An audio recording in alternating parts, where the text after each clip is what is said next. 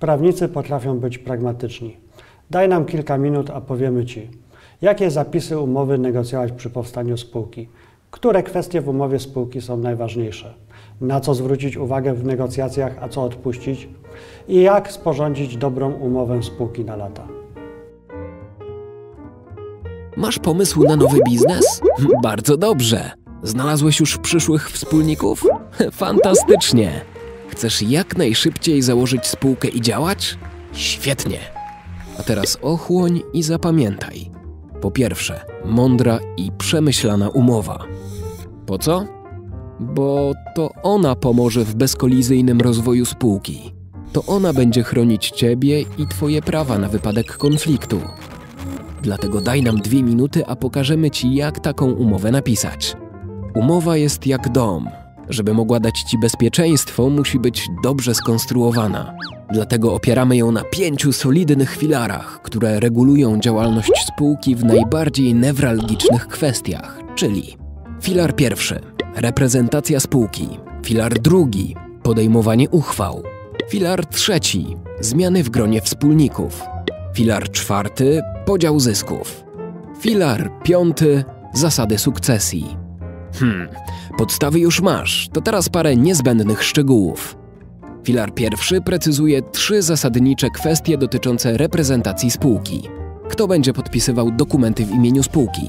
Kto i na jaki okres wyznacza reprezentanta spółki?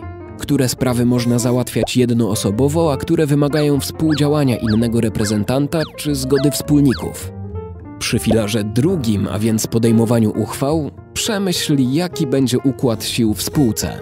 Ustal listę decyzji podejmowanych kolegialnie. Określ większości potrzebne do podjęcia określonych decyzji oraz wymagane kworum i metody wyjścia z impasu w sytuacji pata decyzyjnego. Filar trzeci określa zasady wejścia do spółki nowych wspólników i wyjścia dotychczasowych, zwłaszcza w sytuacji konfliktu. Filar czwarty porusza kwestię najbardziej newralgiczną, czyli finanse, i określa zasady dotyczące podziału zysku, podpisywanie tzw. polityk dywidendowych, obowiązki dotyczące wniesienia nowych wkładów czy dopłat do kapitału. Filar piąty, ostatni, zawiera ustalenia, które pomogą funkcjonować firmie w czasie, kiedy nagle zabraknie jej właściciela. Precyzują one, kto i na jakich zasadach zastąpi wspólnika, który odszedł, i zapobiegają sporom między następcami i pozostałymi wspólnikami. Oczywiście nie wszystkie te kwestie muszą znaleźć się w umowie spółki. Część z nich możesz uregulować w odrębnych, poufnych porozumieniach wspólników.